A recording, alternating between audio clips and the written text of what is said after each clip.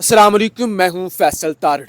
आज़ाद कश्मीर के अंदर जी operation रजीम change मुकम्मल हो चुका है और नए वज़ीर आज़म आ चुके हैं। अगरचे आज़ाद कश्मीर के सदर ने हल्फ लेने से इनकार कर दिया है। मामलात किस तरफ जा रहे हैं, इस हवाले से हमने बात करनी है। रिजवी बरादरान हाफिज साद रिजवी जो पुरस्रार तौर पर दोनों भाई गायब हैं और उसके बाद बेशुमार दफ़ा उनके हवाले से दावे हुए ना कि वापस आने जा रहे हैं, उनकी वापसी होने जा रही है, वो गिरफ्तार हैं, वो छुपे हुए हैं, उनकी जमात को कलदम कर दिया गया। अब उस हवाले से भी एक खबर आई है, वो भी आपके सामने रखनी है।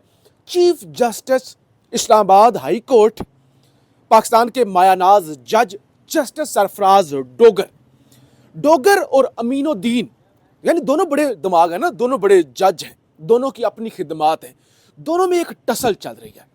क्योंकि आईनी अदालत बनी और उसके बाद जिस तरह से अमीनुद्दीन टके टोकरी हुआ, जैसे वो कोई हो ना बेघर सा, वो जिसे कहते हैं ना, ये क्या होते हैं, ये जो ओड कहते हैं, हम उनको चंगड़ भी कहते हैं, और पता नहीं खाना बदोश, उर्दू में खाना बदोश कहते हैं।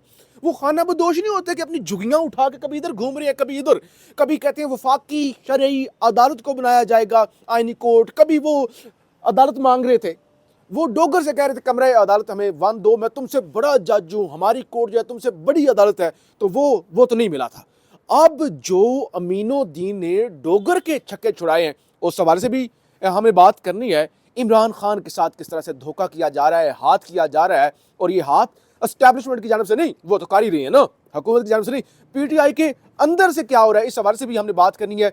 सहाफ़ी, नौजवान सहाफ़ी ज़ीशान नूर हमारे साथ मौजूद है। सबसे पहले ज़रा ये आज़ाद कश्मीर के अंदर ज़रा बताएं क्या हुआ है। जी फैसल साहब, बहुत शुक्रिया। आज़ाद कश्मीर के अंदर आपको मालूम है, नाजरीन भी जानते होंगे कि आज़ाद कश्मीर के लोगों ने जो मैंडेट दिया था वो पाकिस्तान तहरीक इंसाफ को, इमरान खान को दिया था। उसमें फिर जिस तरीके से वहाँ पर रजीम चेंज किया गया, फिर मुस्लिम लीग नून की हुकूमत बना दी गई। अब चूंकि 27वीं आईनी तरमीम होनी थी और पाकिस्तान पीपल्स पार्टी से ये वादा किया गया था हुकूमत की तरफ से और ताकतवर लोगों की तरफ से कि आप इसमें वोट करें, आपको 8 महीने की जो हुकूमत रहती है आपको दे देंगे। यानी कि वो वट्टा सट्टा वाला मामला चल रहा है ना, कि आप यहाँ वोट दें, आपको वहाँ हुकूमत दी जाएगी। फिर हमने देखा कि 27वीं आईनी तरमीम से पहले किस तरीके से आज़ाद कश्मीर में हुकूमत साजी का अमल रोक दिया गया।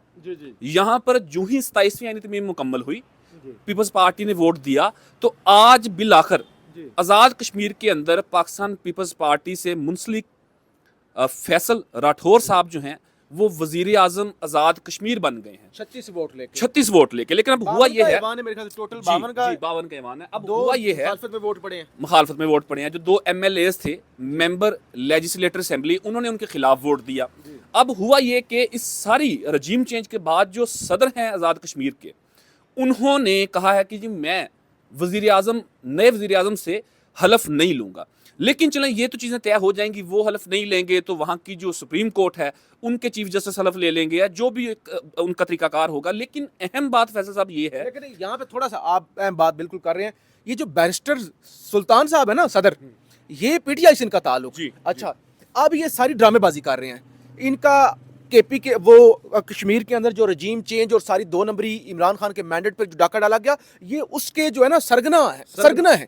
अब ये सिर्फ क्योंकि हुकूमत का वक्त खत्म हो रहा है, चीजें बदल रही हैं, तो उन्होंने ड्रामेबाजी किया कि मैं हलफ नहीं लूंगा और मैं जरा इनकलाबी बनने की कोशिश ताकि करूंगा, मैं जरा सियासत मेरी जिंदा रह जाए ना। मैं 8 महीने के बाद दोबारा कश्मीर के लोगों के सामने जाऊं तो मैं एक ड्रामा कर सकूंगा, जी मैंने रजिस्ट किया था, मुझे वोट दोबारा दे देना। लेकिन चूंकि 2025 है, सोशल मीडिया का दौर है, लोग खसूसन जो नौजवानों की बढ़ती कुर्बत है पाकिस्तान के सियासी मामलात के अंदर, तो ये चीजें अब मजीद नहीं चल सकती हैं। लेकिन इसमें जो मकरू चेहरा सामने आया ना, वो सबसे ज्यादा जो जमहूरी जमात अपने आप को कहती है Pakistan Peoples Party, so called liberals, so called जमहूरियत के चैंपियंस, वो फैसल साहब बड़ा खुल के सामने आए हैं।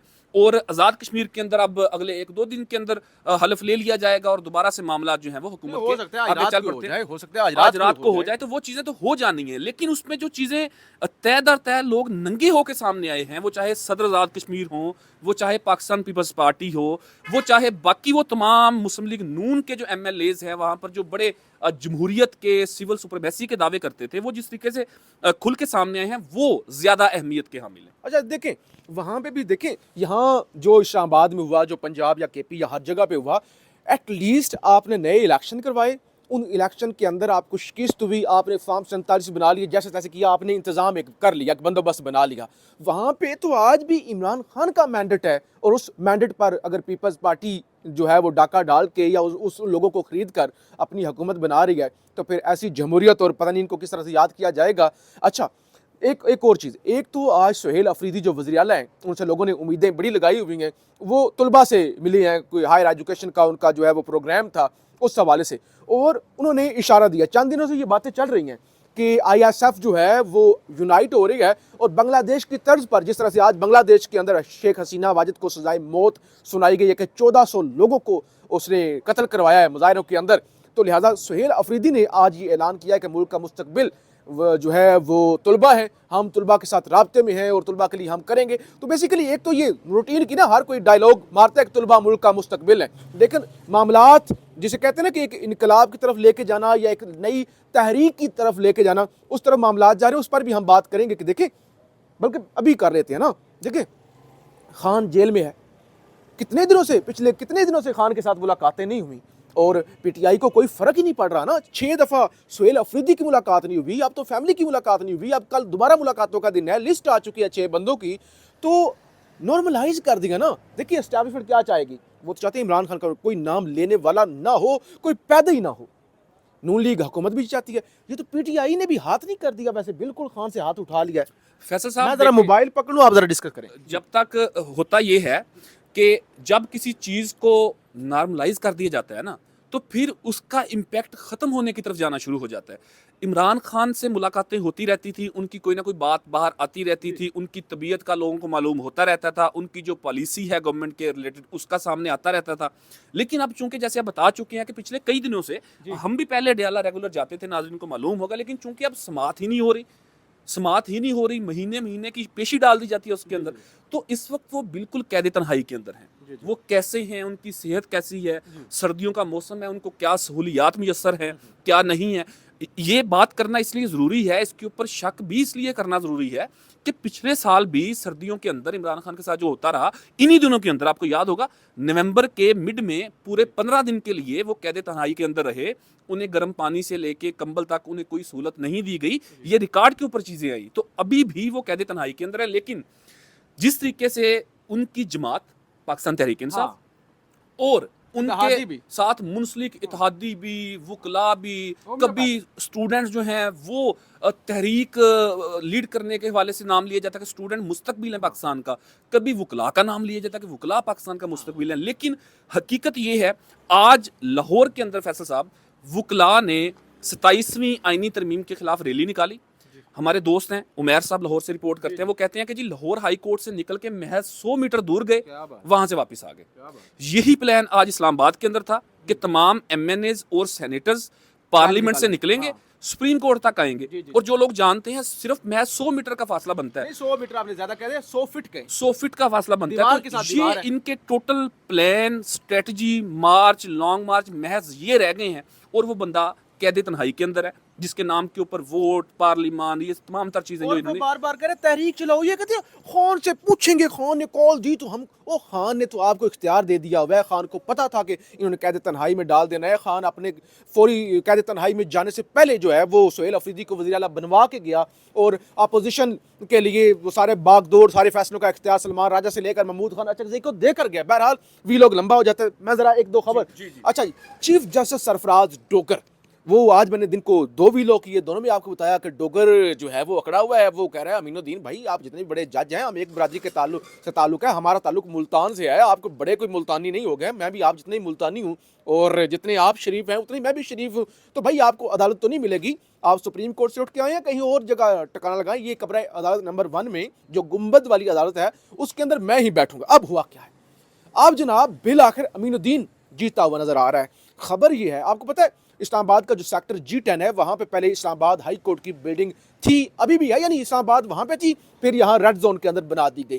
तो अब खबरें ये हैं कि इस्लामाबाद हाई कोर्ट को यहाँ से उठाया जाएगा और उसको मुस्तकिल वही जो पुरानी तनख्वाह थी ना पुरानी बिल्डिंग थी वहीं पर भेज दिया जाएगा। और क्योंकि साथ ही G11 है, वहाँ पे डिस्ट्रिक्ट कोर्ट्स भी हैं और ये हाई कोर्ट और डिस्ट्रिक्ट कोर्ट वो उसी पुरानी तनख्वाह पे उसी जगह पर होगी। डोगर उन्हीं पुरानी अदालतों के अंदर, पुरानी कमरों के अंदर बैठेगा और ये पूरी की पूरी जो इस्लामाबाद हाई कोर्ट की बिल्डिंग है ये वफाकी आईनी अदालत यानी अमीनुद्दीन खान को दे दी जाएगी। एक तो ये चीज़ चल रही है कि वो अपना कमरा नहीं दे रहा था ना, डोगर कह रहा था भाई मैं कमरा अदालत नंबर 1 नहीं दूंगा, आप मोहसिन कियानी वाले कमरे के अंदर बैठ जाएं। और वो आमिर फारूक जो कमरा अदालत नंबर 1 में बैठा करता था वो आके तीसरे फ्लोर पे पौड़ियाँ चढ़ के सीढ़ियाँ चढ़ के और वो वहाँ पे बैठा था। बहरहाल एक तो ये, दूसरे नंबर पे ज़रा TLP बेचारे आजकल तो वो बेचारे ही हुए पड़े हैं, उनकी कोई बात भी नहीं करता। वो रिजवी बरादरान है, हाफिज साद उनके भाई हैं, ठीक है बेशक वो जो भी हैं, लेकिन अगर उन्होंने कोई जुर्म किया है अदालतों के अंदर पेश करना चाहिए। अगर उनको जो भी है जमात को कलदम किया है, लेकिन वो इंसान है, उनके फॉलोअर्स हैं, अच्छे हैं, बुरे हैं, एक्सट्रीमिस्ट हैं, जो भी हैं, मतलब उनके साथ गैर इंसानी सलूक तो नहीं ना होना चाहिए। आज ये क्या खबर है जी, कोई सुना है कि उन्हें जमात को कलदम करा देने के जो नोटिफिकेशन है उसको चैलेंज किया जा रहा जी है? बिल्कुल, उसको अदालत में चैलेंज किया, लेकिन इससे कबल मैं आपको सिर्फ मुख्तसर ये बता दूं कि जो चीफ जस्टिस सरफराज डोगर साहब के साथ हुआ है ना, जी जब आप फैसल साहब किसी का हक खाएंगे ना, जी जी हक खाएंगे तो आपका भी हक मारा जाएगा। जी जी जी किसको नहीं मालूम कि चीफ जस्टिस सरफराज डोगर साहब लाहौर हाई कोर्ट में 15वें नंबर के ऊपर थे। जी जी 15वें नंबर से आए और उनकी लॉटरी लगी और वो chief justice Islamabad high court बन गए। जी जी हक किसका मारा? जस्टिस मोहसिन अख्तर कियानी का, जी। जिनका हक बनता था चीफ जस्टिस बनने का। फिर हुआ ये कि आपने कहा कि आईनी अदालत बन गई, आईनी अदालत बनी तो कहा गया कि जी चीफ जस्टिस सरफराज डोगर वाली जो कोर्ट 1 है उसमें आईनी अदालत शिफ्ट की जाएगी। आप जरा थोड़ा सा आगे खिसक जाएं दूसरे नंबर के ऊपर, अब उन्हें शारा दस्तूर से निकाला जा रहा है। आप रिपोर्ट कर चुके हैं शारा दस्तूर से। नाजरीन, अब सरफराज डोगर साहब को कहा जा रहा है कि आप अपना जुल्ली बिस्तरा इकट्ठा करें और जरा G10 में आप जाकर शिफ्ट हो जाएं। और इस सारे मामले के अंदर जो गैरत का मुजाहरा किया, जो हिम्मत का, जो असूलों का मुजाहरा किया, वो किया है जो चीफ जस्टिस हैं वफाकी शरई अदालत के। हाँ ये बड़ी अहम बात है। वो हुआ ये कि जब ये सारा मामला चल रहा था तो सबसे पहले ये तय हुआ था कि जो वफाकी आईनी अदालत है उसको शिफ्ट किया जाएगा जो वफाकी शरई अदालत है उसके अंदर। जी जी जी जी उसके हवाले से मुलाकातें भी हुई, मोहसिन नकवी साहब क्योंकि वो गए, बिल्कुल ये सुप्रीम कोर्ट जो है ना उसकी बिल्डिंग के बिल्कुल सामने है ना, बिल्कुल सामने है, रोड और दूसरी उनका तरफ। बड़ी सेटिंग बन जानी थी वहां पे। जी, तो मोहसिन नकवी साहब गए, चीफ कमिश्नर इस्लामाबाद गए, बाकी लोग भी गए। तो उन्होंने कहा भाई क्यों, मैं चीफ जस्टिस हूँ वफाकी शरई अदालत का, हमारी ये बिल्डिंग है और मलकियत है ये वफाकी शरई अदालत की, हम यहाँ पे आप किसी को नहीं आने देंगे। तो वहां से फिर ये मुंह उठा के वापिस आ गए। फिर डोगर साहब को जैसे वहां से उठा के यहाँ लाए थे, अब यहाँ से उठा के वहां भेज दिया। वही खाना बदोशी वाला मामला का चक्कर बने हुए हैं। बहरहाल जी, दर फिर रहे हैं। बाकी ये जरा बताइए नाज़रीन को कि ये TLP वाला मामला अब क्योंकि वी लोग लंबा हो रहा है, हम मुख्तसर आपके सामने खबर रख देते हैं। सदीक जान साहब की खबर है कि तहरीके लब्बैक पाकिस्तान ने जमात को कलदम कर देने का जो हुकूमती नोटिफिकेशन था उसको एडवोकेट बुरहान मुअज़्ज़म मलिक साहब के ज़रिए जो है सुप्रीम कोर्ट में चैलेंज कर दिया है। लेकिन 27वीं तरमीम के अंदर ये बड़ा वाज़ह कह दिया गया है कि किसी जमात को अगर कलदम कर दिया जाता है तो उसको बहाल करने का इख्तियार आईनी अदालत के पास होगा और ये जो सुप्रीम कोर्ट है उसके पास नहीं होगा। बहरहाल इसका मतलब ये है कि ये जो मामला चल रहा है हो सकता है कोई अंडरस्टैंडिंग भी हो, चैलेंज किया गया हो सकता है जो कलदम करने वाला मामला है वो बहाली की तरफ जा रहा हो। बहरहाल इस हवाले से जो भी अपडेट होगी। लेकिन एक लाइन ऐड करना चाहता हूँ, लेकिन नाजरीन ये बड़ा अहम है कि जो भी है TLP, जिस तरह का भी उनका नजरिया है, सोच है, लेकिन कम से कम उनको आप कानून के मुताबिक उनको ट्रायल करें। आप ये नहीं कर सकते कि आज महीने से ज्यादा हो गया, 2 बंदे पुरस्कार तौर के ऊपर गायब हैं, ये आप कैसे कर सकते हैं? ये कोई जंगल कानून थोड़ी है यार। आप उनको प्रोड्यूस करें, अदालतों के अंदर प्रोड्यूस करें, अदालतें उनको सजा दें, जजा दें, वो अदालतों का काम है। मतलब ये गैर इंसानी मुआशरा, इस तरीके से मैं ये कहना चाह रहा था कि बंदे भी उनके मरे जी, बंदे भी उनके मरे, और उसको आप प्रॉपर कानून के मुताबिक उनको ट्रायल करें। अदालतें मौजूद हैं, कानून मौजूद है। गैर कानूनी तौर के ऊपर बंदा गायब कर देना, अदालत के अंदर पेश ना करना, ये तो मतलब किसी जंगल के कानून में ऐसा हो सकता है ना, पाकिस्तानी माशरे के अंदर तो नहीं। चलें जी, बहुत शुक्रिया ज़ीशान नूर साहब। हम आवाज़ भी उठाते रहेंगे, आपके सामने अपडेट भी करते रहेंगे। आपको पाकिस्तान जिंदाबाद।